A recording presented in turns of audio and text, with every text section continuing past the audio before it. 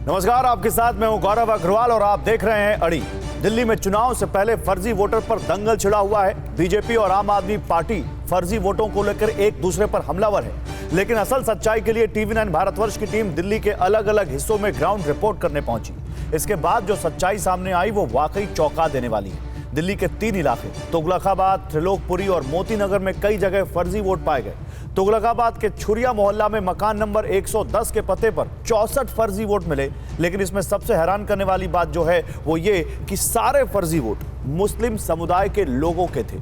इसी तरह मावी मोहल्ला के मकान नंबर 2A में 60 फर्जी मुस्लिम वोट, अल्लाह मोहल्ला के मकान नंबर 1G में 19 फर्जी मुस्लिम वोट।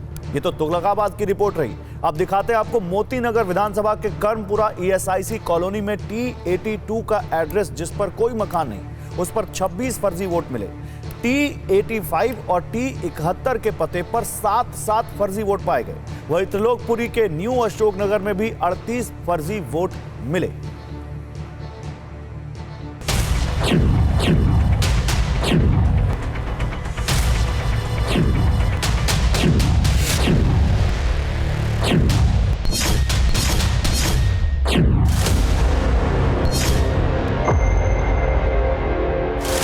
ये मकान नंबर है B174 न्यू अशोक नगर में। इसमें करीब 38 वोट फर्जी हैं। मोहम्मद असलम अंसारी, इन लोगों को पहचानते हैं? नहीं, यहाँ पे लोग बिल्कुल नहीं रहते हैं।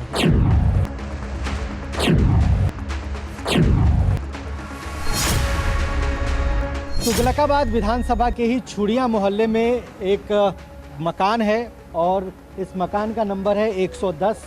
मेरे घर में टोटल 6 बंदे हैं और वोट फर्जी बनी हुई है काफ़ी, जो लिस्ट आपके सामने है। ये रही लिस्ट, इसमें 60 से 64 वोट हैं जिनको कि मैं जानता भी नहीं हूँ, नाम से भी नहीं जानता।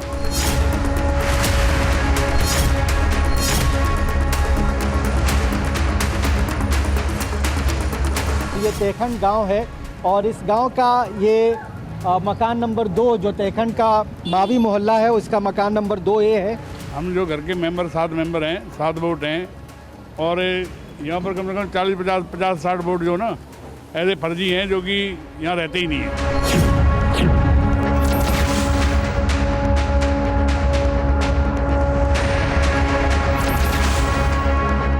एड्रेस 1G है। मेरे हाउस पर नंबर पे भी कम से कम 40+ वोट बनी हुई है। मेरे 2 मकान है, 2 मकानों 40+ की उनकी वोट बनी है। सारी फर्जी वोट है।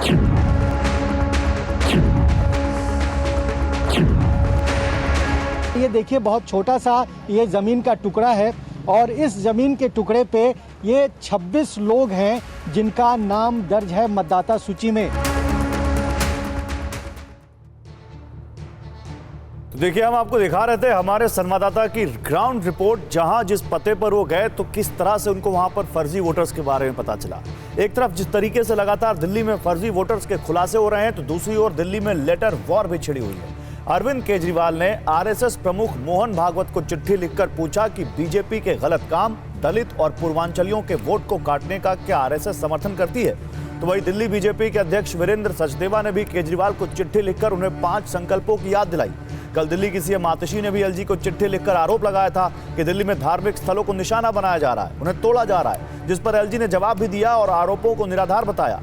इधर बीजेपी कह रही है कि संघ को लिखने की नहीं, संघ से सीखने की जरूरत है। तो वही कांग्रेस ने बीजेपी और आम आदमी पार्टी दोनों पर हमला करते हुए कहा कि केजरीवाल ने चिट्ठी में जो लिखा है वो बिल्कुल सही है, लेकिन अरविंद केजरीवाल को भी अपने गिरेबान में झांक कर देखना चाहिए। तो कुल मिलाकर इन बयानों को देखने के बाद तो यही लगता है कि दिल्ली में चुनाव बहुत नजदीक है, क्योंकि कभी भी इसका ऐलान हो सकता है। लेकिन इससे पहले दिल्ली की सियासत कई रंग में रंगी नजर आ रही है। यहाँ लेटर और धर्म के साथ अब फर्जी वोटर का मुद्दा भी बड़ा हो रहा है।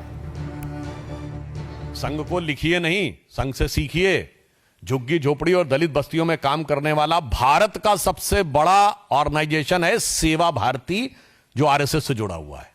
तो सेवा का भाव सीखिए, सियासत की चाल छोड़िए। आम आदमी पार्टी की सरकार में 2 चीजों की गारंटी निश्चित रहेगी, भ्रष्टाचार और दूसरा घुसपैठियों की भरमार। वो पार्टियां जिन्होंने CAA पारित किया भारत सरकार का, उसके विरुद्ध विधानसभाओं से प्रस्ताव पारित कर दिया, वो आकर जब आज ये बातें करती हैं तो मुझे लगता है कि कौन चेहरा है और क्या मुखौटा है देश की जनता समझती है।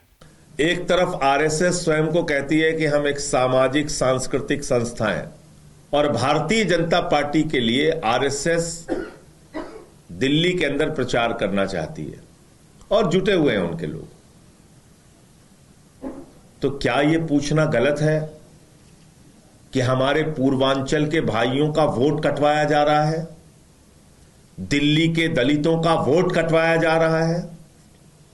क्या यह आरएसएस की सहमति और समर्थन से हो रहा है? क्या यह नोट बांटो वोट लो की योजना का आरएसएस समर्थन करती है?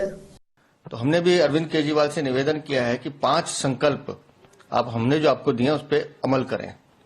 पहला संकल्प है कि आज नए वर्ष से वो अपने बच्चों की झूठी कसम खाना बंद करेंगे। दूसरा संकल्प हमने उन्हें कहा है कि वो ये भी संकल्प लें कि दिल्ली के बुजुर्गों को, माताओं को, बहनों को जो धोखा देने का काम वो कर रहे हैं, जो झूठ बोलने का काम कर रहे हैं, उसके लिए भी वो क्षमा मांगे। पांचवा हमने उनसे कहा है कि आप अपने राजनीतिक हित के लिए देश विरोधी ताकतों के साथ हाथ मिलाते हैं, उनसे राजनीतिक चंदा लेते हैं। भविष्य में ऐसा ना करने की आप शपथ लें। भाजपा को भी यही कहना चाहूंगी कि वो एक सकारात्मक राजनीति का परिचय देंगे इस साल। कामना करती हूँ कि अरविंद केजरीवाल जी की फ्री बिजली, फ्री पानी, अच्छा स्वास्थ्य, अच्छी शिक्षा जैसे जनहित कल्याणकारी काम वो अपने 20 राज्यों में भी जरूर अडॉप्ट करेंगे। और जो हमारी नई गारंटियां हैं और जो 60 साल से ऊपर बुजुर्गों को अच्छा स्वास्थ्य, फ्री इलाज, चाहे प्राइवेट हो चाहे सरकारी अस्पताल हो, वो देने का वादा किया है, उसमें अड़चनें नहीं पैदा करेंगे।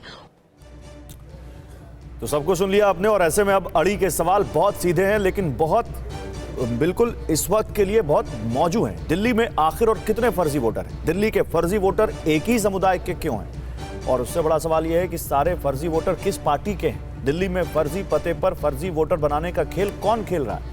मोहन भागवत के नाम केजरीवाल की चिट्ठी क्या सियासी है? और क्या दिल्ली के चुनाव को धार्मिक रंग में रंगने की कोशिश हो रही है? बात करने के लिए हमारे साथ सरदार आरपी सिंह है, बीजेपी के प्रवक्ता, रीना गुप्ता हैं, आम आदमी पार्टी की प्रवक्ता, ओनिका मल्होत्रा हैं, कांग्रेस की प्रवक्ता, अवधेश कुमार हैं, वरिष्ठ पत्रकार, और राशिद किदवई हैं हमारे साथ, वरिष्ठ पत्रकार। आप सभी का स्वागत है। सरदार आरपी सिंह, शुरुआत आपसे करूंगा। साल का पहला दिन, सब अच्छी बात करते हैं, सब एक दूसरे को बधाइयां देते हैं, हम भी आप सबको बधाई देते हैं नए साल की, लेकिन लगता नहीं है कि दिल्ली में अच्छे नोट पर सियासत हो रही है। दिल्ली में फर्जी वोटर, दिल्ली में धर्म का एंगल, सब कुछ आ रहा है और ऐसा लगता है कि जो सियासत है दिल्ली की वो धीरे धीरे बड़े निचले स्तर पर जा रही है। क्या कहना है आपका इस पे?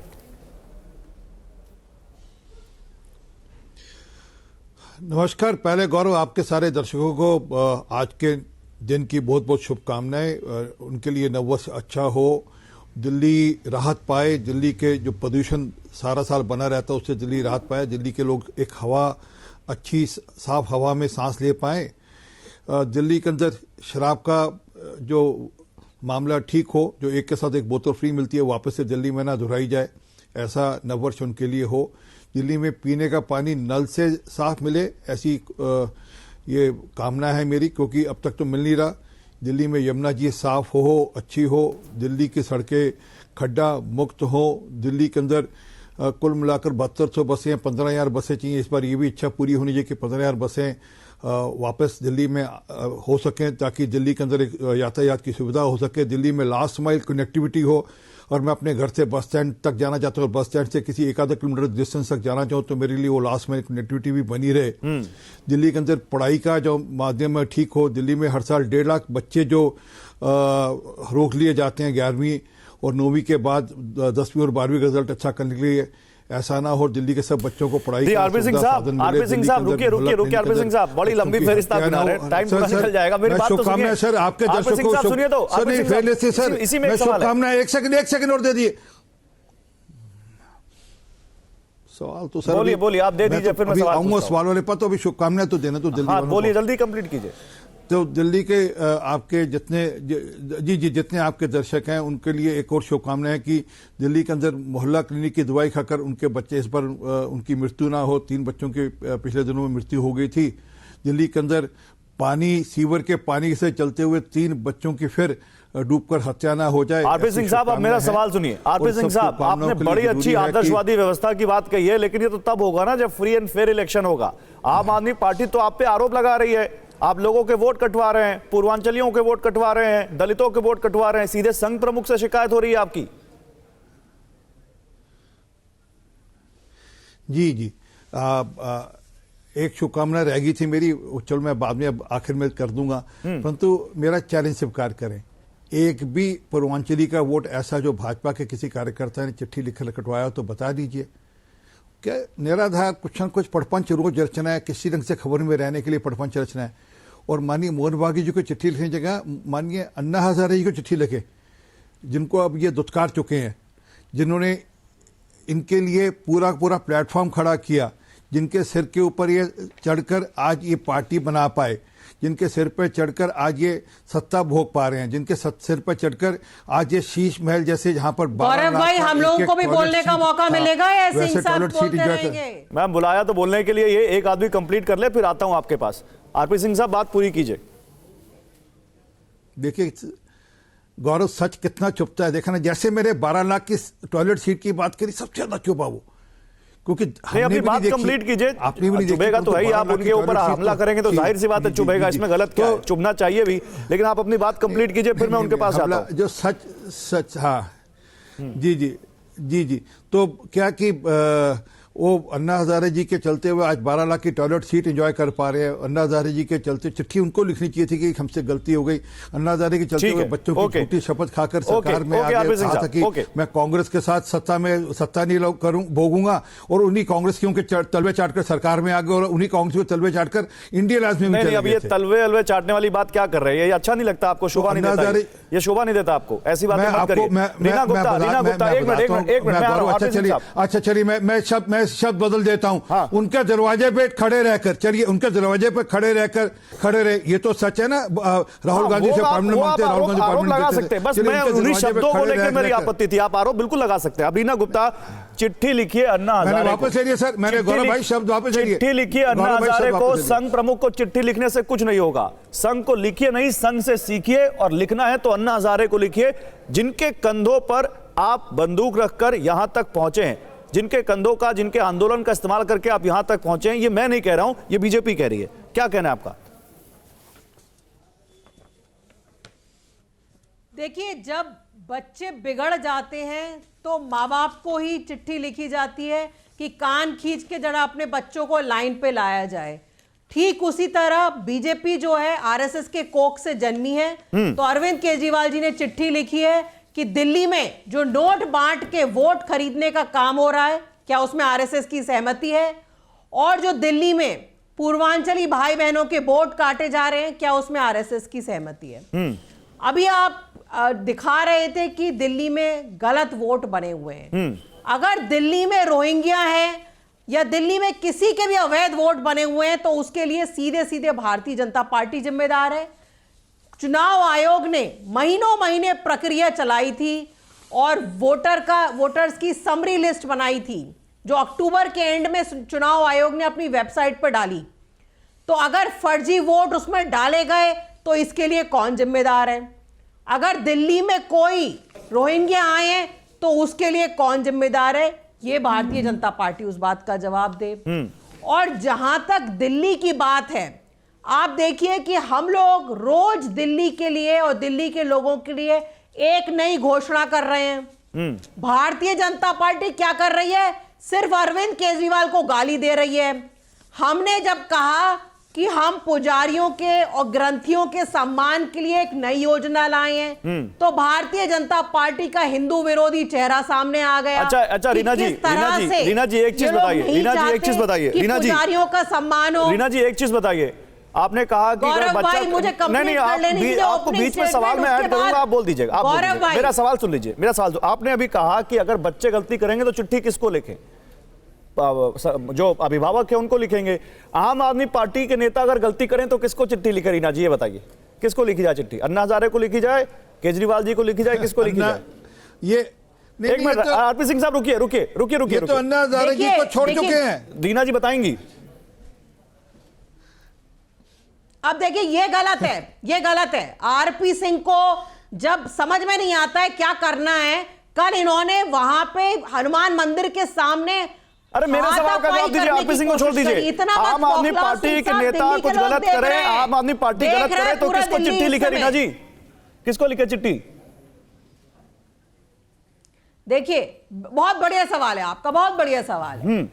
जब दिल्ली में चुनाव होता है तो आम आदमी पार्टी के कार्यकर्ता जाते हैं वोट मांगने के लिए, आरएसएस जैसे भारतीय जनता पार्टी के लिए वोट मांगती है हर समय, आरएसएस जो है वो इनकी मदद करती है।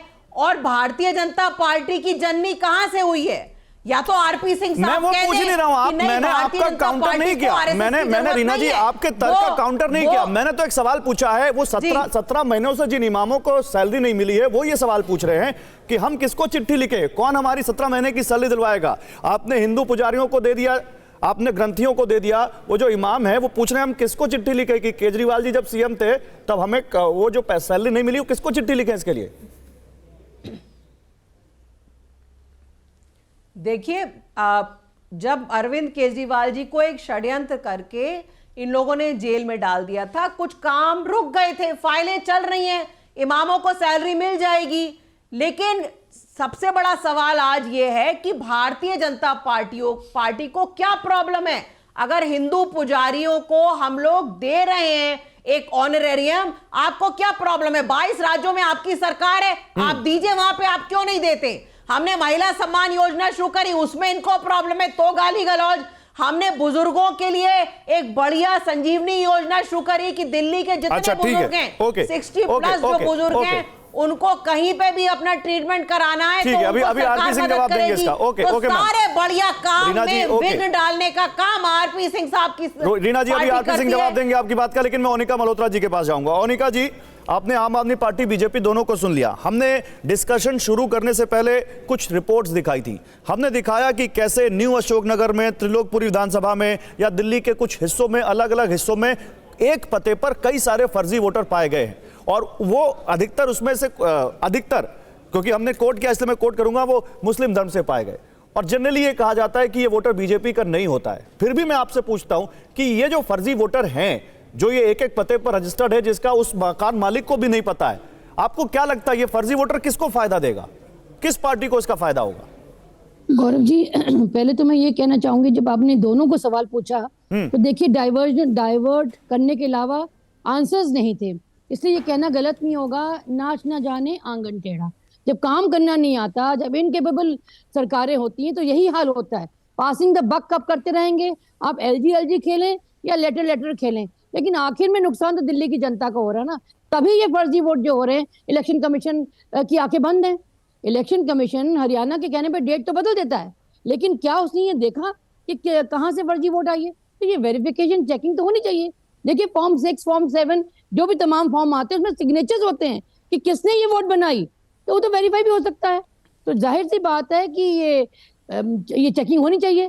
फ्री एंड फेयर इलेक्शन के नाम पे आप तो देख ही रहे हैं कि क्या हो रहा है। नहीं, मैं इसलिए पूछ रहा हूं, एक पार्टी कह रही है कि पूर्वांचलियों का, दलितों का वोट कटवाया जा रहा है, दूसरी पार्टी कह रही है कि यहां पर एक पार्टी एक विशेष धर्म के लोगों का फर्जी वोट रजिस्टर करा रही है, उनके लिए अपीजमेंट पॉलिटिक्स कर रही है। तो मैं ये जानना चाहता हूं इसका फायदा आप किस पार्टी को देखते हैं और क्या अपने लिए नुकसान देखते हैं आप इससे? गौरव सर, ऐसा नहीं होता। जब आप काम करते हैं ना तो कलेक्टिव सबके लिए करते हैं, आप डिवाइड करके नहीं करते कि ये हमारे पूर्वांचल वोट है, ये मुस्लिम वोट है, ये हिंदू वोट है। ये भारतीय जनता पार्टी आप करती होगी, लेकिन जब आप डेवलपमेंट करते हैं तो इन टोटालिटी करते हैं। आप अगर राहत देते हैं तो इन टोटालिटी करते हैं, आप पिक एंड चूज करके नहीं करते। देखिए इस वक्त भारतीय जनता पार्टी को इतने साल हो गए, वो कामयाब नहीं हो पाई विधानसभा में भी। आम आदमी पार्टी ने क्या मांगा कि हमें आप एमसीडी भी दे दीजिए। भारतीय जनता पार्टी इसमें काम नहीं कर पा रही, कूड़े के ढेर हैं, यमुना गंदी है, हम सब कर देंगे। दोनों लेने के बावजूद भी देखिए आम आदमी पार्टी का हाल क्या है। तो नील बटा सन्नाटा वाली बात है और इसलिए डाइवर्ट। अच्छा रीना जी, मैं इससे पहले कि अपने दो वरिष्ठ पत्रकारों के पास जाऊं, एक चीज मैं आपसे पूछना चाहता हूं, क्योंकि आजकल जब से दिल्ली इलेक्शन का माहौल बना है, कई मुद्दों पर आप और बीजेपी एक पेज पे दिखते हैं आम आदमी पार्टी को घेरने के। उस पे क्या आपको भी लगता है कि आम आदमी पार्टी गिरगिट की तरह रंग बदलती है, क्योंकि बीजेपी को ये लगता है?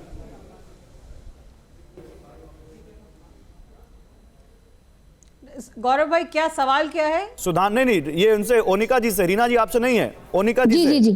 कांग्रेस के प्रवक्ता से। आज सुधांशु त्रिवेदी जी ने प्रेस कॉन्फ्रेंस किया है और कहा है कि आम आदमी पार्टी गिरगिट की तरह रंग बदलती है। क्या आपको भी ये लगता है ओनिका जी? वो मैं कोट एंड कोट कह रहा हूँ।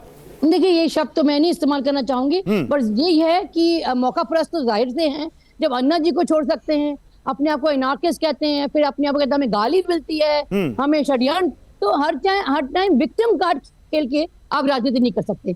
हर टाइम आप अपना जो है माहौल ये दिखा के कि मुझे काम करने नहीं दिया था बट मैं तो काम करना चाहता हूँ, वो अप्रोच लेके आप बार बार जनता के आगे नहीं जा सकते। इसलिए इस बार उनकी टैक्टिक अलग है, इसलिए वो बार बार ये रेवड़ी आ रहे हैं। देखिए मैं इस शब्द का इस्तेमाल मैं भी नहीं करना चाहता था, लेकिन क्योंकि आम आदमी पार्टी को बिल्कुल कोट एंड कोट करते हुए नाम लिया उन्होंने, इसलिए मैंने ये शब्द का इस्तेमाल किया। मैं आपकी बात से सहमत हूं। एक चीज मैं कहना चाहती हूं जी और रशीद जी के पास, मैं आपको ये कहना चाहती हूँ, मतलब चैलेंज करती हूँ इनको, ये क्या रेवड़ी कर रहे हैं, ठोक के ये कहते हैं हम ठोक के देंगे। मैं कहती हूँ 101 रेवड़ी देके देख लें इस बार, तब भी जनता जो है दिल्ली की गुमराह नहीं होने वाली, बिकॉज वो 15-10 साल नहीं, दिल्ली की जनता गुमराह नहीं होगी, लेकिन दिल्ली की जनता ये भी तो पूछेगी, जब लोकसभा का चुनाव आता है तो आप एकदम एक दूसरे के एक साथ आ जाते हैं, और जब विधानसभा का चुनाव आता है तो आप कहते हैं नहीं स्टेट की पॉलिटिक्स अलग है। लेकिन इतनी जल्दी राज्य की जनता स्विच कैसे करे मैम, ये भी तो पूछना है। लेकिन फिर अवधेश जी, फर्जी वोटर, मोहन भागवत जी को चिट्ठी, एलजी को चिट्ठी, ये दिल्ली की पॉलिटिक्स बिल्कुल गर्म हो गई आपको लग रहा है? और ये क्या आपको लगता है जो दिल्ली में कभी शिक्षा को लेकर, पानी को लेकर, बिजली को लेकर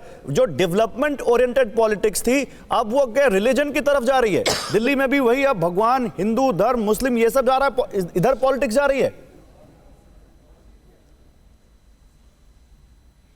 नहीं, ये कोई नई नहीं है।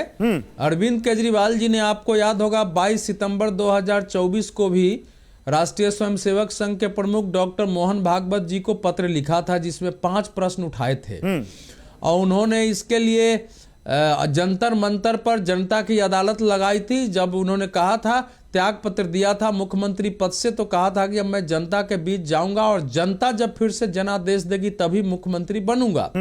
हालांकि सुप्रीम कोर्ट का निर्णय है, उसमें कहीं नहीं लिखा है कि अगर जनता दोबारा जनादेश देगी तो आप लौट करके आके और मुख्यमंत्री बनने के बाद सचिवालय चले जाएंगे या कैबिनेट की मीटिंग बुलाएंगे या फाइल पर साइन करेंगे। वो जब तक अगला आदेश सुप्रीम कोर्ट को नहीं जाता है, वो मुख्यमंत्री रह सकते हैं लेकिन अधिकार विहीन रह सकते हैं, न कैबिनेट की मीटिंग बुला सकते हैं, न सचिवालय में जा सकते हैं, और न ही वो किसी फाइल पर साइन कर सकते हैं। अब सेकेंड बात पर आते हैं। देखिए, पहले मुस्लिम इशू पर आते हैं। अब तो आपने 5 जगह का तो आपकी टीवी ने दिखा दिया है। ये कौन सही है कौन गलत है इसको छोड़ दीजिए। जिस घर में एक आदमी नहीं है वहां उस नाम का, उसमें 64 मान लीजिए कैमरे की तरफ देखिए ना, नीचे क्यों देख रहे हैं? वोटर अगर दिख रहे हैं, कुछ पढ़ रहे हैं क्या? हाँ, अब बोलिए। नहीं, आपकी आंखें नीचे हैं। मैं कह रहा हूं कि ये आपका अच्छा आपका ये जो कैमरा हमको दिखा रहा है, ये कम से कम इतना तो तय है कि दिल्ली में फर्जी वोटर मुस्लिमों के बनाए गए हैं। इसको तो अब प्रमाणित करने की अलग से आवश्यकता नहीं है। यानी जो बीजेपी आरोप लगा रही थी, अब बीजेपी से सहमत हो असहमत हो जो लोग आए, वो टीवी 9 भारत वर्ष के इन्वेस्टिगेशन से सही साबित हुआ है। सेकेंड, कि अभी दिल्ली पुलिस जो बांग्लादेशियों की घुसपैठ कर रही है, उसमें एक ऐसा व्यक्ति मिला है जो 2004 में जिसको कि डिपोर्ट कर दिया गया था और वो फिर से वापस आ गया और वो कहीं ढाबे में काम करता हुआ मिला है और पकड़ा गया है। तो उसकी जांच हो रही कि आया कैसे यहां से, जी ये कैसे आ गया। 2004 में आपको पता है कि उस समय अटल जी की सरकार जा रही थी और यूपीए की सरकार आई थी, और ऐसे लगभग 1000 लोग अभी पकड़े गए हैं दिल्ली पुलिस के द्वारा जो अवैध बांग्लादेशी हैं, जो किसी न किसी रूप में कभी पकड़े भी गए हैं, जिनको वापस भेजा जाना था। तो ये एक फैक्चुअल सिचुएशन दिल्ली में है, इसमें इसको कोई नहीं, लेकिन मेरा सवाल कुछ और है। मेरा सवाल कुछ और है। एक मिनट, मेरा सवाल कुछ और है। राशिद किदवई जी, मेरा सवाल ये है, देने दीजिए। मैं अभी रीना जी अभी आपको बोलूं, मौका दूंगा। एक राशिद जी से हो जाए, अभी खाली वो रह गए, बाकी आप बोलिए। नहीं, ऐसे नहीं, अरे केवल इस पर नहीं, सुनिए पूरी बात का ये जल्दी करिए सर, राशिद जी का भी नंबर है। ये कहा जा सकता है कि दिल्ली पुलिस की, हाँ कोई बात नहीं, अरे बोल रहे हैं तो राशिद जी भी बोलेंगे, मैं भी बोल रहा हूं, आप चिंता क्यों कर। दिल्ली पुलिस किसके हाथ में है, ये आम आदमी पार्टी सवाल उठा रही होगी। ये सवाल उठेगा कि दिल्ली पुलिस की कहा है, लेकिन ये लोग आए हैं और दिल्ली पुलिस ने अभी जो रैकेट पकड़ा है उसमें भारी संख्या में लोगों के फर्जी राशन कार्ड बनवाए जाने, जाली जो है वोटर कार्ड बनवाए जाने, सारे मामले पकड़े गए। तो दिल्ली में एक ट्रेंड चल रहा है, अब इसके पीछे कौन है ये देखना पड़ेगा। मैं यही सवाल लेके जा रहा हूं। बांग्लादेशियों के रोहिंग्याओं को वोटर नहीं बनाएगी। ठीक है, मैं यही सवाल लेके जा रहा हूं। राशिद जी, तो या तो कांग्रेस बनवा रही है या आम आदमी पार्टी बनवा रही है। ये बनाने की कोशिश हो रही है। मैं रीना जी अभी आपको मौका दूंगा। मैं रीना जी आपको मौका दूंगा, लेकिन पहले राशिद किदवई। रीना जी अभी आपने, रीना जी अभी प्लीज मैं आपसे रिक्वेस्ट करता हूं, पहले राशिद किदवई। राशिद किदवई जी, एक तरफ नैरेटिव ये बनाने की कोशिश की जा रही है आम आदमी पार्टी की तरफ से कि दिल्ली में पूर्वांचलियों के वोट कट रहे हैं, दिल्ली में दलितों के वोट काटने की कोशिश कर रही है बीजेपी। दूसरी तरफ जो फर्जी वोट मिलते हैं वो कुछ और निकलता है। तो आपको क्या लगता है, क्या ये नैरेटिव इस बार इस इलेक्शन में बड़ा हो रहा है? किसको फायदा देखते हैं आप इस नैरेटिव का?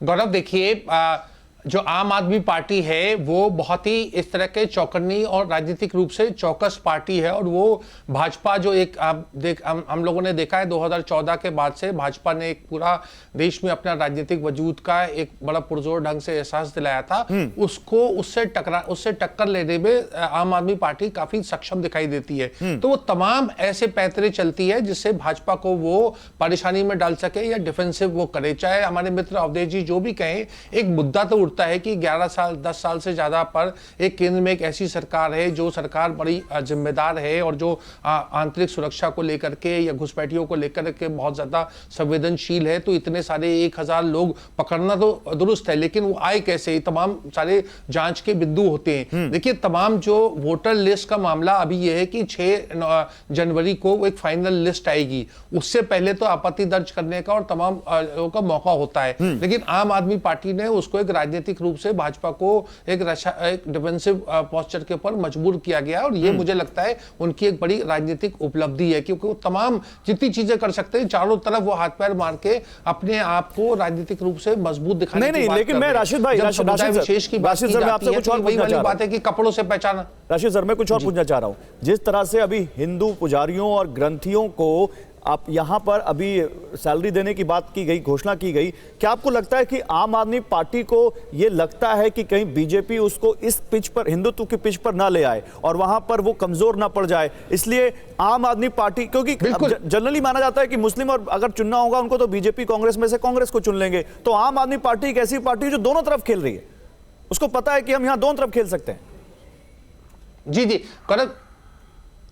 गौरव, देखिए, जो एक हैं तो सेफ हैं, बटेंगे तो कटेंगे, तमाम एक राजनीतिक नैरेटिव पे उसको जो भी हमारे मित्र सरदार आरपी सिंह उसका जो भी स्पष्टीकरण दे, एक राजनीतिक रूप से वो बड़ा एक इफेक्टिव तरीका था जो महाराष्ट्र के चुनाव में हमें नजर आया। आम आदमी पार्टी को इसका पूरा अंदाजा है, अरविंद केजरीवाल को, कि तमाम ऐसे पैतरे चले जाएंगे, इसलिए वो कर रहे हैं। बात यह है कि धार्मिक व्यक्ति को या धार्मिक गतिविधियों को तमाम राजनीतिक दल जो है प्रोत्साहन देते हैं और उसके लिए तरह तरह की स्कीम होती है। मध्य प्रदेश में अनेक सरकारों में जो है वहां के ऊपर पूरा का पूरा जो धार्मिक स्थलों के भ्रमण के लिए तमाम चीजों के लिए जो है वो दिया जाता है, और इमाम और ग्रंथियों को और ये सर आपने बड़ा पॉइंट दे दिया मुझे, आपने बड़ा पॉइंट दे दिया राशिद सर। अब मैं यही पॉइंट लेके जाऊंगा, आपने बड़ा पॉइंट दे दिया सरदार आरपी सिंह। अब सबसे बड़ा पॉइंट यही है कि आप आखिरी में ले आएंगे एक है तो सेफ हैं, बटेंगे तो कटेंगे, और वो आम आदमी पार्टी को मालूम है कि वो आप उसको उनको टाइट स्पॉट में डाल सकते हैं। इसलिए चाहे वो आतिशी का सीएम जो है हमारी दिल्ली की, उनका एलजी को चिट्ठी लिखना हो कि आप हिंदू और बौद्ध मंदिरों को क्यों तोड़वा रहे हैं, या फिर हिंदू ग्रंथियों को, यहां पर हिंदू पुजारियों को और ग्रंथियों को सैलरी देने की बात हो, या फिर आप देखिए खुद अरविंद केजरीवाल मरघट वाले मंदिर, बाबा के मंदिर चले गए, वहां पुजारी का जो सबसे पहले उन्होंने वहां पे वो जो रजिस्ट्रेशन किया, ये सब आपकी पॉलिटिक्स की कास्ट है, आपकी मतलब बीजेपी की पॉलिटिक्स की काट है। बीजेपी उनको टाइट स्पॉट में डाले, उससे पहले ही अपने आप को यहां ऐसा साबित करो कि हम किसी भी धर्म से, खासकर अगर हमको एंटी हिंदू साबित करने की कोशिश करे बीजेपी, तो हम पहले बता दें कि हम हिंदुओं के कितने हितैषी हैं। गौरव भाई, थोड़ा समझे, दिल्ली में जो पार्टी है बड़ी राजनीतिक षड्यंत्र खेलने वाली पार्टी है। इनके एक विधायक है जो कि कुरान शरीफ के पन्ने फाड़कर चुनाव जीतने की खेल रचने में पकड़े गए, 2 साल की जेल की सजा, 2 साल की सजा उनको हो गई। इनको लगा कि मुसलमान के वोट तो हमको पड़ने वाले नहीं, इसलिए इन्होंने टैक्टफुली अपने यहाँ इमामों की सैलरी रोकी ताकि हम देखें तो हम तो मुसलमान के पक्ष में नहीं है, और अपने आप को हिंदू पक्ष का दिखाने के लिए अभी चुनाव तो घोषणा हुई नहीं, अभी तो दे सकते थे परंतु नहीं हमारा घोषणा है। अरे भैया घोषणा क्यों करे, दे दो ना जी, पिछले 10 साल का कर्जा है, अगर आपको लगता है 10 साल का सम्मान दे दीजिए आप उनका, जो जो जो जो आप सम्मान राशि दे रहे हैं 10 साल की दे दीजिए। दिल्ली में 2300 कुछ मंदिर हैं जो रजिस्टर्ड संस्थाएं चलाती है, और 985 के लगभग जो मेरी जानकारी में कोई गुरुद्वारे साहब हैं जो रजिस्टर्ड संस्थाएं चलाती हैं, जरा उनको दे दीजिए, फिर बाकी बात करिए। परंतु नहीं, इनको तो राजनीति करनी है अपने आप को, क्योंकि बताया ना मैंने, इनके खुद के विधायक तो सर राजनीति करनी है तो राजनीति करने में दिक्कत क्या है? आरपी सिंह साहब, राजनीति तो करने तो सभी आए, आप भी राजनीति करने आए हैं, आपने भी लाडली बहना घोषणा की एमपी महाराष्ट्र में, आपने भी लाडली बहना घोषणा की एमपी में, बढ़िया चुनाव जीत कर आए, वो भी वही कर रहे हैं।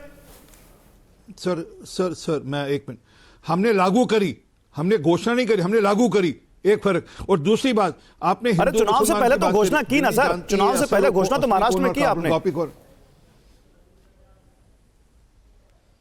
मैं बोल दूं जी, पर वहां पर जमीन पर लागू भी करी ना, सरकार के रहते हुए लागू करी, मध्य प्रदेश में नीचे जमीन पर लागू करी।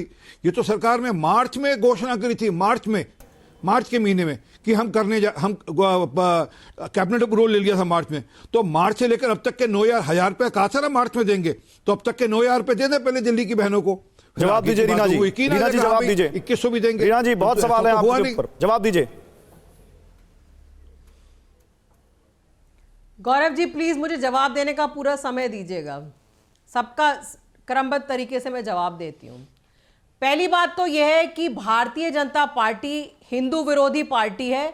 इन्होंने ना सिर्फ दिल्ली में जो हम पुजारियों के लिए सम्मान योजना शुरू कर रहे हैं, ना सिर्फ उसका विरोध कर रहे हैं, इनके एलजी महोदय ने 22 नवंबर को मीटिंग करके दिल्ली के कई मंदिरों को तोड़ने का परमिशन दे दी है, कई मंदिरों को तोड़ने की परमिशन दी है। और मैं नाम पढ़ के सुनाना चाहूंगी आपके दर्शकों को, वेस्ट पटेल नगर में मंदिर तोड़ने की परमिशन दी है, दिलशाद गार्डन में कॉपी दिखाइएगा जरूर, सीमापुरी में एक बौद्ध धर्म का मंदिर है, परमिशन की कॉपी दिखाइएगा जरूर। इन्होंने इनको चुप कराइएगा, देखिए बीच में ना बोले, ये नहीं बोल रहे, वो आपसे कह रहे हैं परमिशन की कॉपी दिखा दीजिएगा, बीच में ना बोले, मेरे बीच में शांत होकर बैठे, नहीं बोल रहे, आप परमिशन की कॉपी दिखा दो, ये नहीं बोल रहे बीच में, वो कह रहे हैं परमिशन की कॉपी दिखा दीजिए। बिल्कुल हिंदू विरोधी पार्टी है,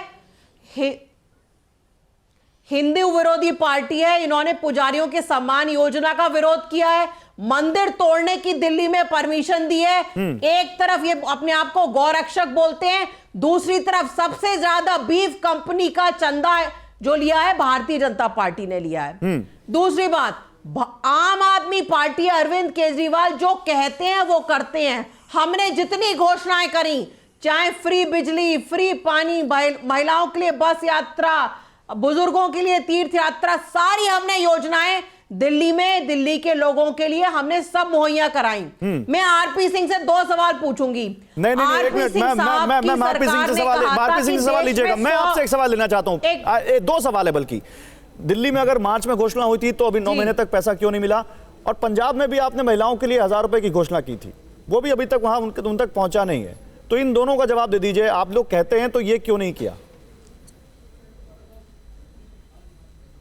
देखिए, पंजाब में हमारी 5 साल के लिए सरकार बनी है, हमने फ्री बिजली बोली थी, फ्री बिजली शुरू कर दी, हमने मोहल्ला क्लिनिक बोली थी, मोहल्ला क्लिनिक शुरू कर दी, बढ़िया स्कूल बोले थे, स्पेशलाइज्ड स्कूल पंजाब में शुरू हो गए। अच्छा। तो हमने पंजाब में अभी हमारी सरकार खत्म तो नहीं हुई है ना, सरकार खत्म होने से पहले वहां पे भी योजना दे देंगे। अच्छा, 5 साल में सरकार घोषणा होगी और योजना 5 साल जब पूरे हो जाएंगे तब लागू होगी। मैम 5 साल वेट करना पड़ेगा उनको आपकी सरकार में?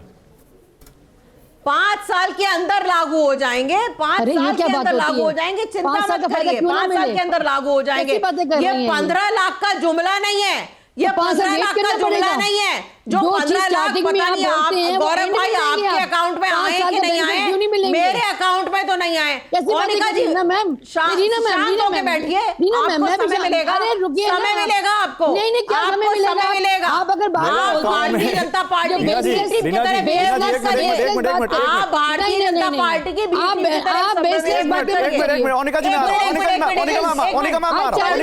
ओनिका मैम मैं आ रहा हूं, पहली बात तो रीना जी मेरे अकाउंट में सुनिए, मेरे अकाउंट में मेरे ऑफिस की सैलरी आती है, वही बहुत है, पहली बात। और दूसरी बात, मैं आपसे आपके काम के बारे में पूछ रहा हूं, तो आप कह रही हैं 5 साल की सरकार है, हम लागू कर देंगे। अरे जब वोट दिया मांगा था तो उनसे कहा था कि हम 5 साल में 3 साल बाद लागू करेंगे, तब तो नहीं कहा था आपने, तब तो कहा था सरकार बनेगी और हम लागू कर देंगे। आज आप कह रही हैं कि सरकार बन गई है, 5 साल है, तो 2 साल से वो आप एरियर देंगी क्या उस योजना का? एग्जैक्टली एरियर देंगी उस योजना का? भाई 5 साल की हमारी सरकार थी, 4 साल बाद लागू कर रहे हैं, 4 साल का एरियर देते हैं आपको। जवाब देने दीजिए गौरव भाई, हाँ जवाब देने दीजिए। सारी सरकारें जब घोषणा करती हैं तो अपना घोषणा पत्र निकालती हैं कि हम अपने कार्यकाल में क्या क्या काम करेंगे। हमारा कार्यकाल खत्म नहीं हुआ है, हम अपने ऐसे डिबेट नहीं होगा। मोनिका जी, अगर आप मेरे बीच में बोलेंगे तो मैं भी आपके बीच में बोलूंगी। आपको ऐसे डिबेट करना है, आपको ऐसे करना है तो आप करिए फिर। नहीं बोलिए, गुस्सा मत होइए मैम, आप बोलिए, आपके पास अभी 30 सेकंड है, फिर मोनिका जी बोलेंगी। कोई भी सरकार अपना घोषणा पत्र देती है कि हम अपने कार्यकाल में ये काम करेंगे। हमारा कार्यकाल पंजाब में खत्म नहीं हुआ है, हम अपने कार्यकाल में हमने जो घोषणा करी है सारे हम अपने वादे पूरे करेंगे। लेकिन आज सवाल ये उठता है कि भारतीय जनता पार्टी दिल्ली के लोगों के लिए क्या घोषणा कर रही है? अच्छा, ठीक कुछ है, नहीं कर रही है, गाली गलौज के अलावा कुछ नहीं कर रही है। दूसरी बात, नहीं मुझे एक सवाल और ले लीजिए, फिर मैं मोनिका जी के पास जाऊंगा। आपको बहुत मौका दे रहा हूं क्योंकि आप सरकार में आपके ऊपर सारी गन्स है। रीना जी एक सवाल ले लीजिए। अच्छा, जैसा आपने कहा कि 5 साल की सरकार है तो हम लागू कर देंगे, तो ये हिंदू पुजारियों वाली जो आप जो योजना आज घोषणा कर रहे हैं, इसकी भी कोई गारंटी नहीं कि अगर आप सरकार में दोबारा आ जाते हैं तो तुरंत लागू कर देंगे। वो भी 5 साल में कभी 2 साल, 2.5 साल, 3 साल बाद लागू होगी, ऐसा है क्या? देखिए गौरव भाई, आप ये देखिए ना, जब भी कोई घोषणा करती है पार्टी तो उसका हिस्ट्री देखी जाती है कि उसने क्या क्या किया है। तो आपकी हिस्ट्री क्या रही है कि 2 साल हमने जो भी कहा हमने सब किया और हम ये भी करेंगे। वहीं आप दूसरी ओर देखिए, आज मैं आरपी सिंह साहब से सवाल पूछूंगी क्योंकि और मुझे आशा है कि वो शो छोड़ के नहीं जाएंगे। उन्होंने कहा था, उनकी सरकार ने कहा था 10 साल पहले, चलिए 15 लाख का तो जुमला था, वो तो उन्होंने खुद ही कह दिया। इन्होंने कहा था 100 स्मार्ट सिटी बनाएंगे, बुलेट ट्रेन लाएंगे, 22 करोड़ नौकरी। आज 22 लोगों के नाम आरपी सिंह इस शो पे बता दें। आरपी सिंह जवाब देंगे, लेकिन मोनिका जी बहुत देर से बोलना चाह रही। कांग्रेस के लिए कोई सवाल है कि नहीं है?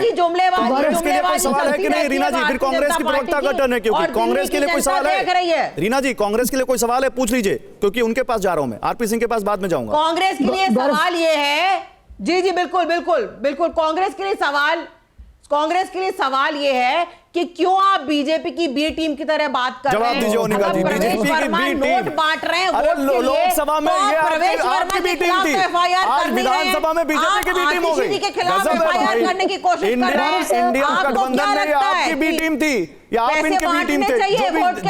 जो भी हो मुझे तो आप पता नहीं, लेकिन आप एक दूसरे के भी थे। आज विधानसभा में बीजेपी की बी टीम हो गए। जवाब दीजिए मोनिका जी, बी टीम की तरह काम क्यों कर रहे हैं बीजेपी के? तो गौरव सर, अब देखिए आप कितनी हताशा, कहां से कहां बात जोड़ी जाती है। देखिए, अगर उन्होंने बीजेपी का एग्जांपल दिया तो बीजेपी की चीज फॉलो क्यों कर रहे हैं? ये इनकी एग्जांपल देखिए फॉलो क्यों कर रहे हैं? अच्छी बात फॉलो कराइए ना। आपने कहा आप कट्टर ईमानदार हैं, आपने कहा हम जो है राजनीति करने नहीं आए, तो वैसे काम करिए ना। आप ही के शब्द हैं, हमने कोई शब्द अपने मुंह पे नहीं डाले। आपने कहा 500 स्कूल बनाएंगे, आपने पूरा किया। आप तो 10 साल होने को आ रहे हैं, 5 साल तो छोड़िए। मान लीजिए सरकार नहीं आती तो क्या होता? तब क्या ये कहते हमें एलजी ने करने नहीं दिया? देखिए, जब कांग्रेस सरकार थी तब भी सेंट्रल में बीजेपी थी, केंद्र में भी थी बीजेपी, नहीं, उसके बाद हमारी भी थी। ओनिका मैम, मेरा एक सवाल लीजिए। अब आप एक सवाल लीजिए। देखिए, बीजेपी और कांग्रेस से मैंने सारे सवाल लिए। मैं दिल्ली का वोटर हूं अगर, तो मैं ये कैसे मानूं कि जो पार्टी विचारधारा के स्तर पर लोकसभा में जिस पार्टी से गठबंधन कर सकती है, उसकी विचारधारा दिल्ली में आके कैसे बदल गई? यही विचारधारा तो आप दोनों की एक ही होगी ना? नहीं, बहुत अच्छा पॉइंट है आपका गौरव, और ये बहुत जरूरी है कि जनता को ये समझना।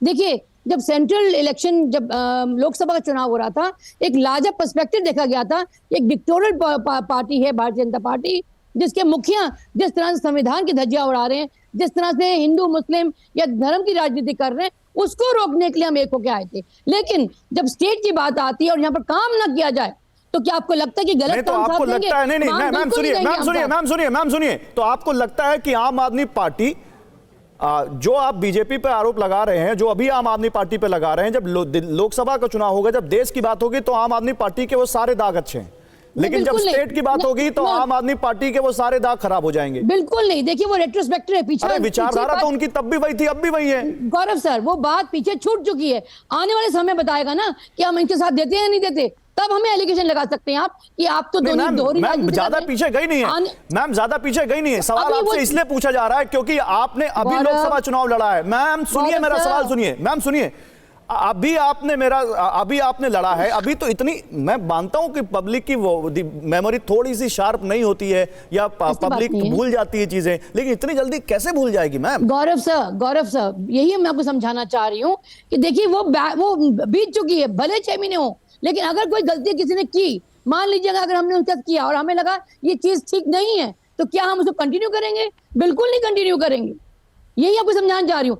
अगर आगे ये फिर पार्टी रिपीट करती है तो जाहिर सी बात है। ठीक है, मैं अवधेश जी से सवाल लेता हूँ। ओके मैम, अवधेश जी, अगर ये इंडिया गठबंधन आज सरकार में होता या ये जीत जाते तो यही बात कह रही होती मोनिका जी जो अभी कह रही हैं? नहीं, देखिए कांग्रेस ने तो बहुत ही सही स्टैंड लिया। अगर कांग्रेस 2020 में ठीक से लड़ी होती तो शायद अरविंद केजरीवाल जी की सरकार बनने में कठिनाई होती, लेकिन कांग्रेस ने भारतीय जनता पार्टी को पराजित करने के लिए और नरेंद्र मोदी को प्रधानमंत्री पद उनका न रहे और उसके लिए अपनी बलि चढ़ा दी है। तो अब वो जरा रीथिंकिंग हुआ है, रीऑर्गेनाइज होने की कोशिश कर रहे हैं। तो जाहिर है कि अगर उनको फाइट करना है, क्योंकि 2024 के लोकसभा चुनाव में जो INDIA गठबंधन था, आइडियोलॉजी का गठबंधन नहीं था जो आप पूछ रहे हैं। वो एक सत्ता से किसी व्यक्ति को, किसी पार्टी को हटाने और उसके कारण जो परेशानियां हो रही थी उससे बचने के लिए ये सारे गठबंधन हुए थे। और गठबंधन तो जब नीतीश कुमार हटे उसी दिन चला गया था। देखिए इस समय बहुत बड़ा प्रश्न है, पार्टियां लड़ेंगी, वोट किसको मिलेगा आएगा ये तो प्रश्न है, लेकिन विदेश के अवैध घुसपैठियों को अगर इस देश में अवैध तरीके से नागरिकता दिलाई जा रही है, फर्जी वोटर बनाए जा रहे हैं, तो ये तो देशद्रोह है, देश के विरुद्ध अपराध है। ये तो बहुत बड़ा प्रश्न है।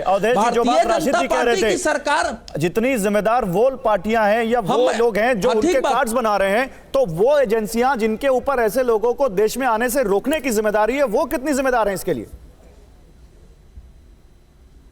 निश्चित रूप से ये एजेंसियों की जिम्मेवारी है, लेकिन हमारे देश में कई बार पुलिस और प्रशासन आप जानते हैं कि कैसे काम कर रही है। ये तो विषय है, और कब लोग आए कब गए इसकी पूरी जांच होनी चाहिए, क्योंकि पूरे देश में, मुंबई में अभी चुनाव के बीच इस प्रकार से पूरा एक रैकेट सामने आया था। तो ये तो भयानक परिस्थिति है, और इसको वोटर कौन बना सकते हैं भाई?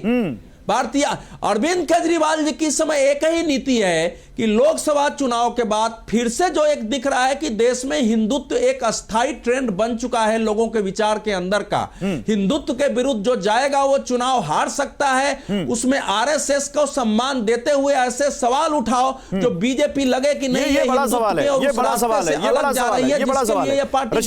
रशीद सर, वो क्वेश्चन उठा रहे हैं। रशीद जी, क्या आपको लगता है जो बात अवधेश जी कह रहे हैं, इसी बात को आगे बढ़ाते हुए कि अरविंद केजरीवाल को लग गया है कि अगर बीजेपी से पार पाना है, क्योंकि 10 साल की एंटी इनकम्बेंसी भी होगी, तो अगर बीजेपी को, क्योंकि धीरे धीरे चाहे वो 3 हुआ फिर 8 हुआ, बीजेपी अगर बड़ी चुनौती बन रही है और बीजेपी की चुनौती को हमें काउंटर करना है तो उसकी पिच पर जाकर मजबूती से खेलना होगा। और इसीलिए हिंदुत्व, हिंदू मंदिर, हिंदू पुजारी सब याद आ रहे हैं केजरीवाल को।